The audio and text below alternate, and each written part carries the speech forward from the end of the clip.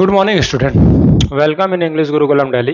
Last class में हमने देखा था is to am to are to was to were to will be to shall be to का use हम कौन से फीलिंग के लिए करेंगे। जैसे कोई सामने इवेंट होने वाला है तो हम is to am to are to का यूज करेंगे। कोई इवेंट होने वाला था तो was to and were to का यूज करेंगे। कोई इवेंट होने वाला होगा फ्यूचर में तो shall be plus to will be plus to का यूज करते हैं। इस क्लास में हम देखेंगे इंपरेटिव सेंटेंस। ये टेंस से कुछ अलग होता है, हालांकि इसमें हम प्रेजेंट सिंपल टेंस के कुछ हेल्पिंग वर्ब यूज करेंगे, लेकिन इंपरेटिव सेंटेंस यानी आपको अगर किसी को आदेश देना है, किसी को ऑर्डर देना है, तो ऐसे सेंटेंस को हम बोलते हैं इंपरेटिव सेंटेंस। जैसे कि यहां आओ, कम हियर, वहां जाओ, गो देयर, मुझे देखो, लुक एट मी, उसे देखो, लुक एट हर। तो ये देख सकते हैं कि जब हम इस तरह के सेंटेंस बनाते हैं तो हम डायरेक्ट वर्ब लिखते हैं, यहां पर कोई काम करने वाला नहीं है। जैसे मुझे देखो, अब यहां पर सब्जेक्ट तो है नहीं, मुझे देखो तो क्या बोलेंगे, लुक एट मी। इधर आओ, कम हियर, दरवाजा बंद करो, शट द डोर, दरवाजा खोलो, ओपन द डोर। अपनी आंखें बंद करो, क्लोज योर आइज, मतलब आप देख रहे हैं और थोड़ा सा आपको स्ट्रिक्ट होते हुए बोलना है, मतलब किसी को ऑर्डर दे रहा है। ठीक है, गिव मी योर पेन, मुझे अपनी पेन दो। तो आप अपने से बराबर वाले या अपने से छोटों को ऑर्डर दे सकते हैं, तब हम इस तरह के सेंटेंस यूज करते हैं। इसमें वर्ब लगाते हैं और वर्ब के बाद सीधा सीधा ऑब्जेक्ट करते हैं, इसे हम कहते हैं इंपरेटिव सेंटेंस। तो आज हम इसके कुछ एग्जांपल्स और प्रैक्टिस देखेंगे, फिर नेक्स्ट क्लास में कुछ इसी तरह के और भी रोचक जो ट्रांसलेशन के रूल्स हैं और वर्ड्स हैं वो देखेंगे। तो आज देखते हैं हम इंपरेटिव सेंटेंस, इसको बोलते हैं हम इंपरेटिव। इंपरेटिव सेंटेंस, इसका फार्मूला क्या होता है, वर्ब जो भी काम आपको बोलना है वो बोलो, और जो भी ऑब्जेक्ट है वो बोलो, जो भी काम करना है। जैसे कि पहला देखो, यहां आओ, यहां आओ, तो कम वर्ब क्या है, आओ, तो यहां पर लगाएंगे कम। कहां आना है, हियर, कम हियर। ठीक है, वहां जाओ, वहां जाओ, गो देयर। तो ये अफर्मेटिव हो गया, देखो मना नहीं कर रहे हैं ना, यहां आओ यानी आ जाओ। लेकिन अगर यहां मत आओ, अगर हमको बोलना है यहां मत आओ, तो हम इसको कैसे बनाएंगे, डोंट कम हियर।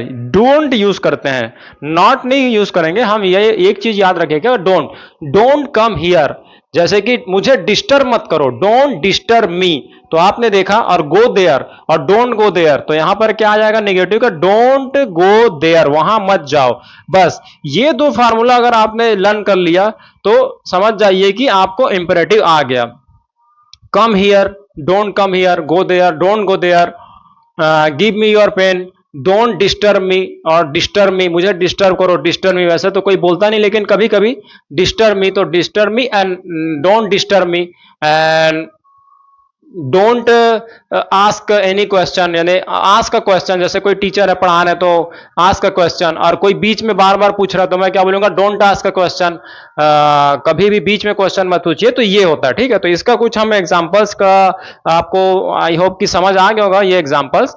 अब थोड़ा इसकी प्रैक्टिस कर लेते हैं। तो ये इंपरेटिव सेंटेंस छोटा टॉपिक है लेकिन काफी इफेक्टिव टॉपिक है, क्योंकि जब हम स्टोरीज पढ़ेंगे बहुत जल्दी वो सपना और वो टाइम आने वाला जब हम स्टोरीज बोलने लगेंगे और उसको पढ़ेंगे। सबसे पहले तो मैंने बताया था ना कि हमारा जो बेसिक, कभी कभी मैं याद कर देता हूं, पहला स्टेप रहेगा रीडिंग। रीडिंग आना चाहिए आपको सबसे पहले। दूसरी रीडिंग हो गई तो राइटिंग, ठीक है। उसके बाद लर्न करना है उसको कैसे भी, ठीक है, लर्निंग कर लो। उसके बाद लिसनिंग की उसका मीनिंग क्या है, और उसके बाद स्पीकिंग।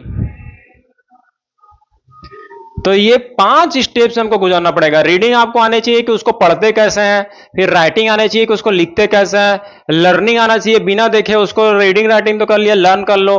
फिर उसको लिसनिंग करो कि आखिर हमने जो लिसन कर रहे हैं वो क्यों कर रहे हैं। फिर स्पीकिंग करोगे तो इनपुट एंड आउटपुट, जो बोलते हैं ना अपलोड डाउनलोड, ठीक है।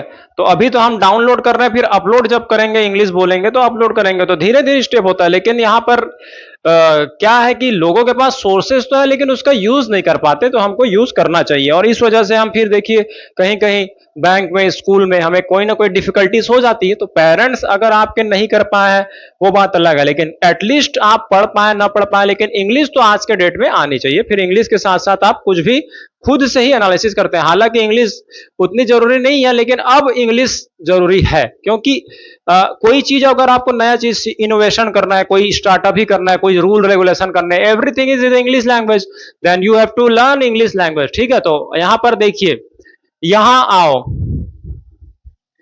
कम हियर, ठीक है, वहां जाओ, गो देयर, दरवाजा खोलो, open the door,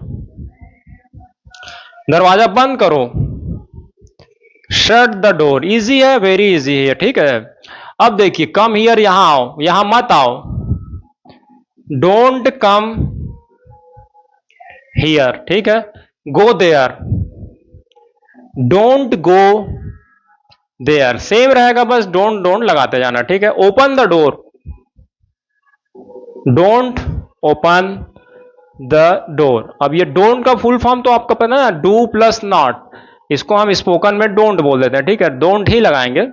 shut the door and don't shut the door. ठीक है, तो ये देखा आपने, डोंट शट द डोर। अब इससे थोड़ा सा लेंदी बना लेते हैं, क्योंकि इतना इजीली भी हम क्लास यहां पर एंड नहीं करेंगे शॉर्ट में, तो कुछ थोड़ा सा लेंदी क्वेश्चन इसी में प्रैक्टिस करने की कोशिश करते हैं।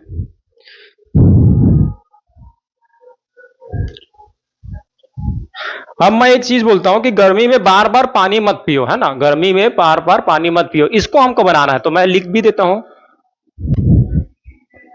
गर्मी में बार बार पानी मत पियो।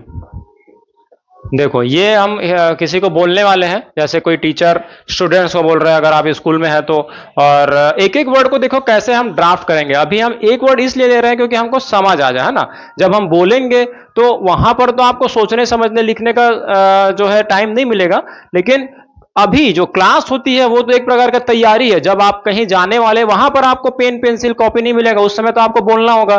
तो आप बोलेंगे कब? Everything will be in your mind, आपके माइंड में होगा ये सब फार्मूला, है ना। तो माइंड में हमको डालने के लिए पेन प्रैक्टिस, पेन और कॉपी की जरूरत होती है। तो आप देखते होंगे स्कूल में आप जब जा रहे हैं तो कॉपी पेन जा रहे हैं, लेकिन जब ऑफिस वगैरह में जाते हैं तो उतनी आपको कॉपी और पेन की जरूरत नहीं हो पाती, आपको अपने से खुद से काम करना पड़ता है। तो सेम इंग्लिश है कि अभी हम क्लास में तो हमारी तैयारी चलेगी, उस समय हमारे पास कॉपी होगी, पेन होगा, एक सेंटेंस को हम गौर से देखेंगे कि किस तरह से ड्राफ्ट हो रहा है।